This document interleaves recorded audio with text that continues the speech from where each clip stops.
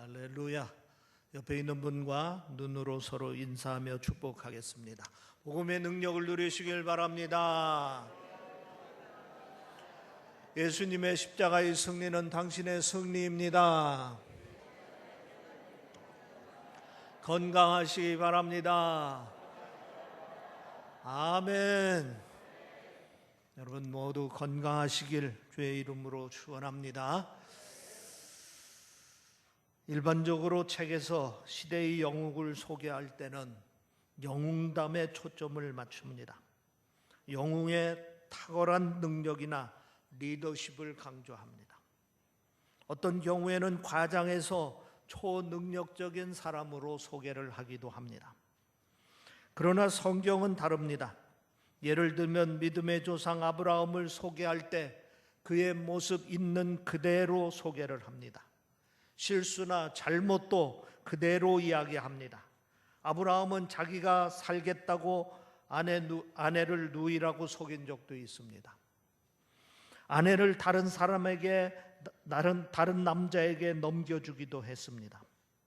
그것도 2번씩이나 반복하는 똑같은 잘못을 저질렀습니다. 아브라함은 이스라엘의 믿음의 조상입니다. 우리가 모델로 삼고 본받아야 할 믿음의 선조입니다. 그런데 성경은 아브라함을 실수하고 약점이 있는 연약한 인간으로 소개를 하고 있습니다. 여기서 우리는 아브라함이 인간적 연약함 때문에 실수하는 때를 주목해 볼 필요가 있습니다. 하나님을 만나기 전이 아닙니다. 하나님을 만났고 하나님 명령에 순종해서 가나안 땅에 들어온 이후입니다. 하나님의 사람으로 변화된 뒤에 여전히 연약한 모습을 가지고 있었던 것입니다. 성경은 인간이 하나님을 만난 뒤에 여전히 연약한 존재로 있다는 사실을 그대로 기록을 하고 있다 하는 얘기입니다. 물론 우리가 예수를 믿고 나면은 새롭게 변화됩니다. 그러나 우리가 잊지 말아야 할 것은 예수를 만난다고 연약한 자가 강한 자로 변하는 것이 아닙니다. 우리가 강한 자로 변한 것이 아니고 여전히 연약하지만 강한 자와 같이 살 수 있다 하는 것입니다. 일반적인 책에서 자서전을 쓸 때 자신의 자랑거리에 초점을 맞춥니다. 실수도 했고 약점도 있지만 할 수 있는 대로 그런 것들은 다 생략하고 그리고 자기의 장점을 부각시키고 또 각색도 하고 과장도 합니다. 그러나 성경을 보면은 있는 그대로 기록을 합니다. 모세가 자기가 쓴 모세오경에서 자기 이야기를 있는 그대로 써놓은 것을 여러분이 잘 아실 겁니다. 살인을 한 이야기도 있습니다. 살기 위해서 도망친 이야기도 있습니다. 하나님의 부름 앞에 주저주저하며 머뭇거리는 이야기도 있습니다. 심지어 하나님의 명을 어기다가 가나안 땅에 들어가지 못하게 되는 이야기도 있습니다. 이렇게 성경에는 있는 그대로 기록해 놓은 것을 우리가 보게 되는 것입니다. 모세는 영적 지도자요 하나님의 능력의 종입니다. 이스라엘 사람들이 절대적으로 존경하고 높이는 위대한 믿음의 사람입니다. 그러나 그는 자기 자신의 연약함을 있는 그대로 솔직히 이야기하고 있습니다. 그리고 자신의 연약함 때문에 더욱 철저히 하나님을 의지하며 살았다는 점을 강조를 합니다. 성경은 하나님의 백성들이 연약함 때문에 더욱 하나님을 의지하고 사는 사람임을 강조합니다. 우리가 잊지 말아야 할 것이 이것입니다. 우리는 연약한 존재입니다. 그리고 연약함 때문에 더욱 철저하게 하나님을 의지하며 살아야 합니다. 고린도후서 12장에 보면은 사도 바울은 육체의 가시 때문에 고통을 받으며 하나님께 3번씩이나 기도하는 내용이 나옵니다. 육체의 가시가 뭡니까? 마치 가시가 몸에 박힌 것처럼 지속적으로 고통을 주는 질병을 말합니다. 정확하게 무슨 병인지 알 수 없습니다. 어떤 사람은 만성적인 안질이다 이야기하는 사람도 있고, 또 어떤 사람은 만성적인 위장병이다 이렇게 말하는 사람도 있습니다. 실제로 사도 바울은 주의 일을 하는데 이 만성적인 질병 때문에 너무도 힘들었습니다. 그래서 하나님 앞에 간절히 기도합니다. 그것도 3번이나 병을 고쳐달라고 하나님 앞에 기도를 했습니다. 그러나 하나님께서는 고쳐주셨습니까? 고쳐주시지 않았습니까? 고쳐주시지 않았습니다. 대신 내 은혜가 내게 족하다 이렇게 말씀을 해주셨습니다.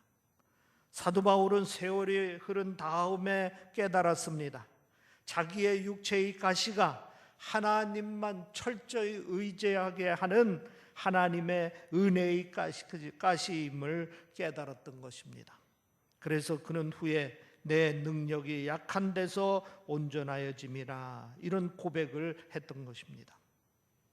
우리 가운데 사도 바울처럼 육체의 가시 때문에 고통을 겪으며 살고 있는 분들이 있습니다. 어떤 분은 암과 투병하느라고 힘든 시간을 보내고, 또 어떤 분은 고혈압이나 당뇨와 씨름하느라고 하루하루 힘겹게 살아가고 있습니다. 또 어떤 분들은 갖가지 만성병으로 고통을 겪으면서 살고 있습니다. 이분들 가운데 하나님 앞에 간절히 기도할 때 하나님께서 여러 가지 방법으로 고쳐주십니다. 그러나 또 어떤 분들은 사도 바울처럼 계속 육체의 가시를 몸에 지니고 살아야 하는 분도 있습니다. 그런데 분명한 것은 기도할 때 하나님께서 육체의 가시가 은혜라는 사실을 깨닫게 해주신다 하는 것입니다. 그리고 그것을 가지고서도 감사할 수 있게끔 만들어 주신다 하는 것입니다. 열왕기상 19장에 보면은 엘리야 선지자가 연약한 마음 때문에 고통을 겪는 이야기가 기록되어 있습니다. 엘리야 선지자는 혈연 단신으로 갈멜산 위에서 바알과 아세라 선지자들 850명과 영적 전쟁을 해서 대승을 거두는 사람입니다. 그러나 이 소식을 들은 왕비 이세벨이 엘리야를 죽이고자 합니다.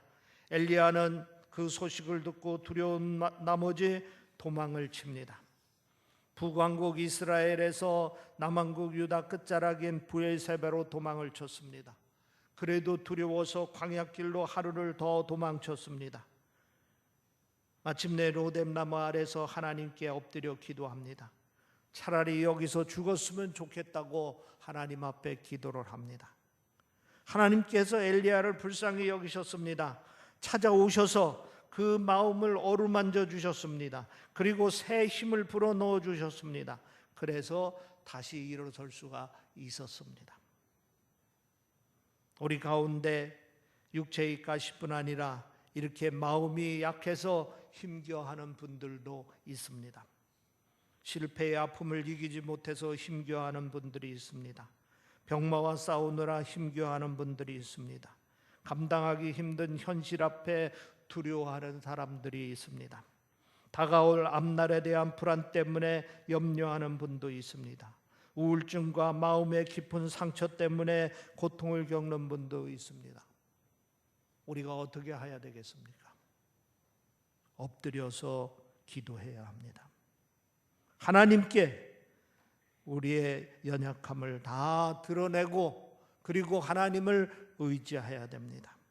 그러면 하나님께서는 우리의 연약한 마음을 어루만져 주십니다. 그리고 새 힘을 주십니다. 주님의 위로하심과 역사하심이 함께하기를 주의 이름으로 축원합니다. 오늘 본문을 읽으면은 기도의 연약함을 도우시는 성령의 은혜에 대해서 증거하고 있습니다. 오늘 본문 보겠습니다. 26절 말씀 한번 같이 읽어보겠습니다. 26절 말씀 시작. 이와 같이 성령도 우리의 연약함을 도우시나니 우리는 마땅히 기도할 바를 알지 못하나 오직 성령이 말할 수 없는 탄식으로 우리를 위하여 친히 간구하시느니라. 그러니까 우리가 기도해야 할 텐데 기도하지 못하는 것, 또 무엇을 위해 기도해야 할지 모르는 것, 그것을 연약함이라 이렇게 표현을 하고 있습니다. 마태복음 26장에 보면은 기도의 연약함을 보여주는 예가 있습니다. 40절에 보면은 제자들에게 오사 그 자는 것을 보시고 베드로에게 말씀하시되 너희가 나와 함께 1시간도 이렇게 깨어 있을 수 없더냐. 시험이 들지 않게 깨어 기도하라. 마음에는 원이로되 육신이 약하도다. 예수님께서 십자가를 앞두고 겟세마네 동산에서 마지막으로 처절하게 기도를 하셨습니다. 그때 제자들도 함께 기도할 것을 당부했습니다. 그러나 제자들은 기도하지 못하고 잠들었습니다. 예수님께서는 십자가 사건은 십자가를 지는 당신 문제뿐만이 아니라 당신을 따르던 제자들의 문제이기도 하기에 기도로 준비할 것도 당부하신 것입니다. 그런데 안타깝게도 제자들은 예수님처럼 기도하지 않았습니다. 결국 예수님이 십자가를 질 때는 나는 그분을 모른다고 주님을 부인하고 십자가를 뒤로 하고 도망치는 사람들이 되었습니다. 당시 제자들은 예수님께서 왜 기도하라고 말씀하셨는지 그 뜻을 몰랐던 것입니다. 자기들이 왜 기도해야 하는지 몰랐습니다. 그리고 무엇을 기도해야 할지도 몰랐습니다. 결국 다가오는 영적 시련을 견디지 못하고 실패하는 제자들이 되고 만 것입니다. 이것이 우리의 기도의 연약함인 것입니다. 우리는 이런 기도의 연약함을 잘 극복해야 됩니다. 그래야 능력 있는 영적 승리의 삶을 살 수가 있습니다. 그러면 기도의 연약함을 극복하는 방법이 무엇입니까? 첫 번째로 성령의 탄식하심을 듣고 느껴야 합니다. 어떻게 해야 된다고요? 성령의 탄식하심을 듣고 느껴야 합니다. 하나님은 우리의 연약함을 도우시기 위해서 성령을 보내주셨습니다. 믿으시기를 바랍니다. 이것이 우리에게 복음입니다. 연약한 가운데 하나님의 백성다운 삶을 살 수 있도록 하기 위하여 성령을 보내주셨습니다. 사실 복음의 시작은 임마누엘 사건에서부터 시작됩니다. 우리를 죄 가운데 구원하시기 위하여 독생자 예수 그리스도를 이 세상에 보내주셔서 하나님께서 우리 가운데 거하시는 놀라운 역사를 이루셨습니다. 사도 요한은 요한복음 1장 14절에 이렇게 말씀하고 있습니다. 말씀이 육신이 되어 우리 가운데 거하심에 우리가 그의 영광을 보니 아버지의 독생자의 영광이요 은혜와 진리가 충만하더라. 우리가 임마누엘 하신 하나님의 영광을 보니 은혜와 진리가 충만하다 하는 것입니다. 임마누엘로 우리 곁에 오셨던 예수님께서 부활 승천하신 뒤에 또 다른 임마누엘의 사건이 일어났습니다.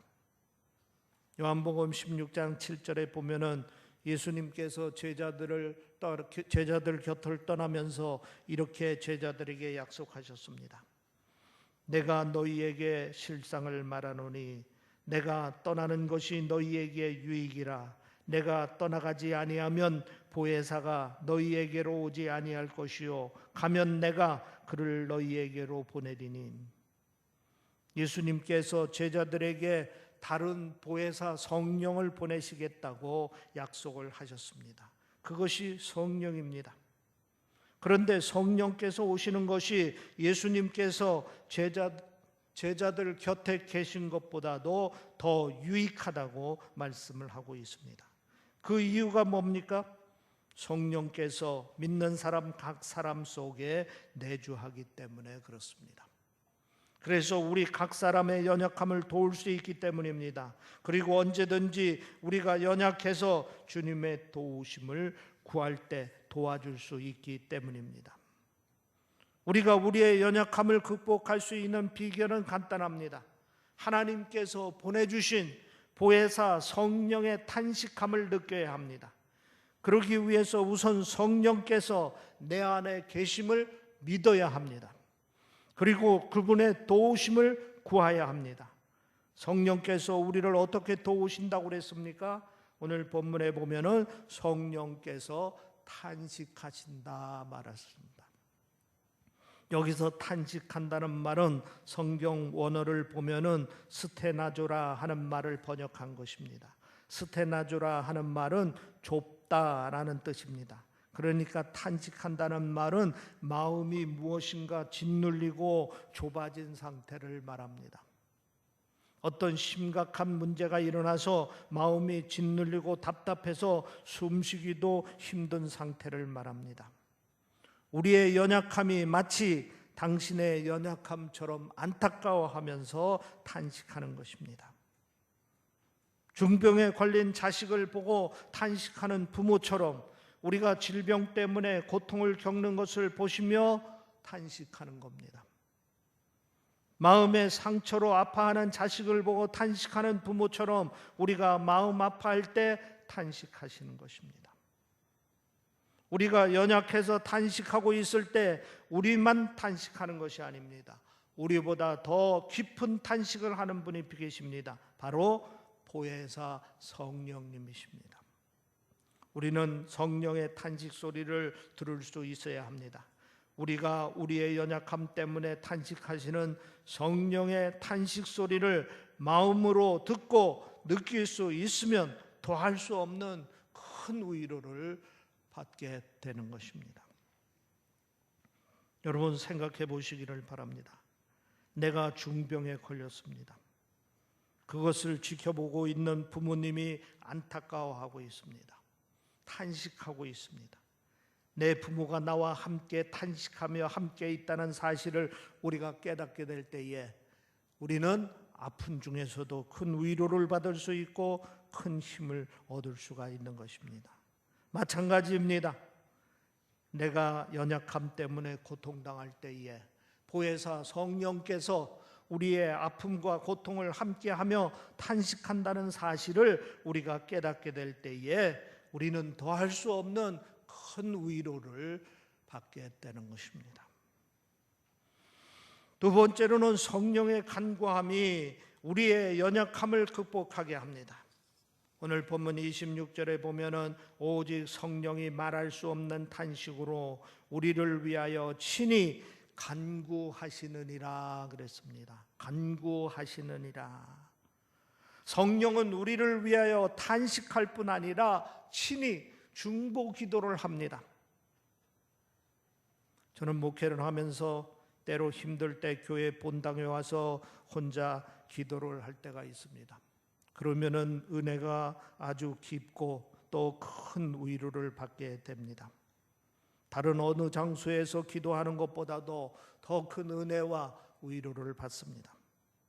근데 오래전 일입니다. 한 번은 너무 힘든 일이 있어서 늦은 밤에 기도하기 위하여 교회를 찾았습니다. 그런데 캄캄한 밤중에 본당 안에서 기도 소리가 들리는 겁니다. 모 권사님이 간절히 기도하고 있습니다. 방해하지 않기 위해서 멀찌감치 앉아서 함께 기도를 했습니다. 권사님 기도가 너무 커서 본의 아니게 기도 소리를 듣게 됐습니다. 그런데 이분이 담임 목사를 위해서 기도를 하고 있는 겁니다. 눈물로 간절히 기도하고 있는 겁니다.